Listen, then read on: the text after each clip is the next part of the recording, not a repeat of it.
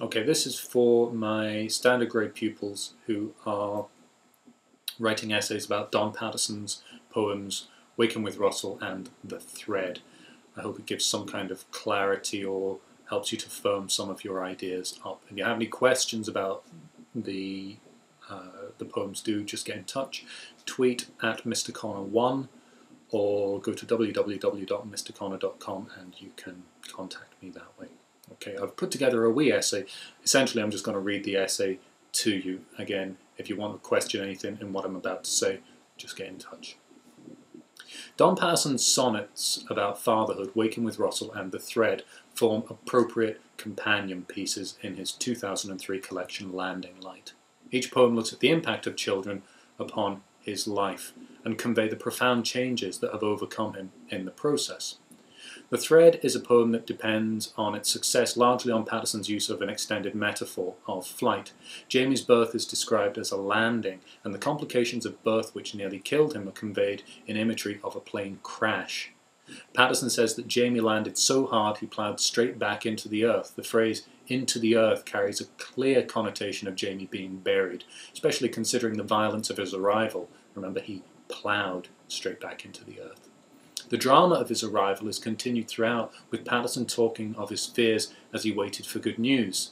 All he could think of was all that trouble just to turn up dead. The fears and hopes of pregnancy awaiting Jamie's life were suddenly suspended, as Paterson didn't know if his son would live or die, and the stark fact of death is reflected in the blunt phrasing. Think about it. All that trouble just to turn up dead. Very casual, very matter of fact, blunt. However, Jamie did recover, and the majority of the poem describes the pair with Paterson's other son, Russell, playing at aeroplanes near his house.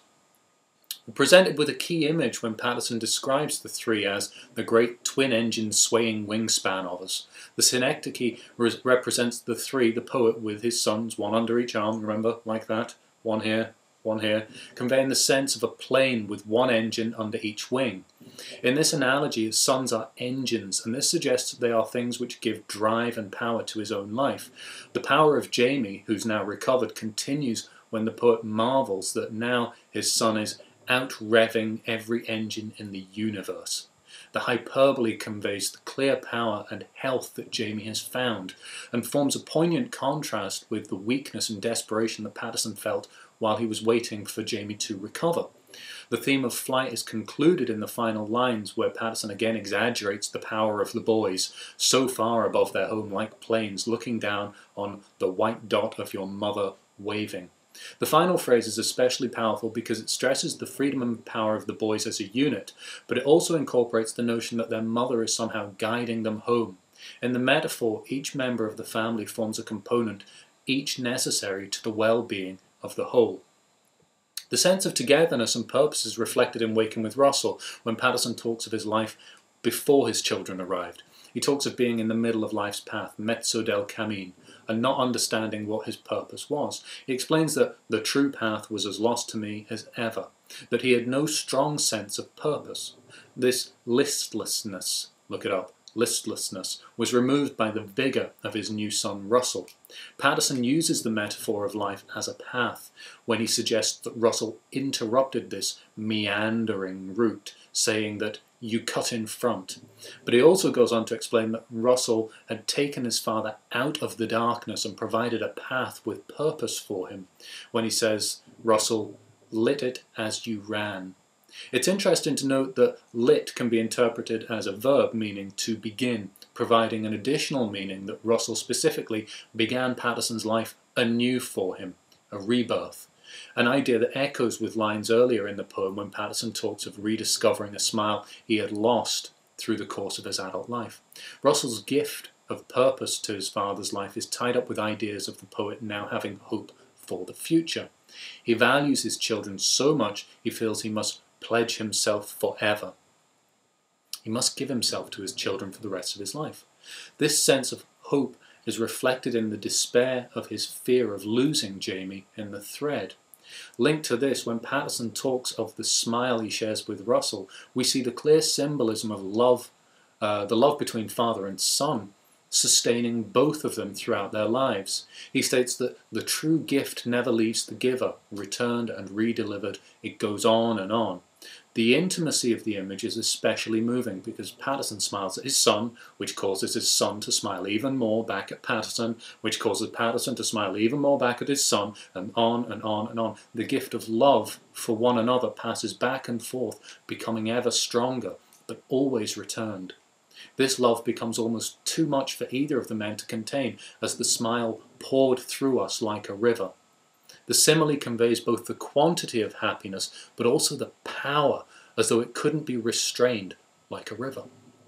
Clearly the bond between father and son is a powerful one, possibly more powerful than Paterson himself can understand. In addition to the joy he shares with Russell, we can see the strength of his love in his fears that Jamie would die. He utilises a clear metaphor in the title, the thread. Here the poet makes a direct comparison between Jamie's weakness when he was born and a single, fragile fibre.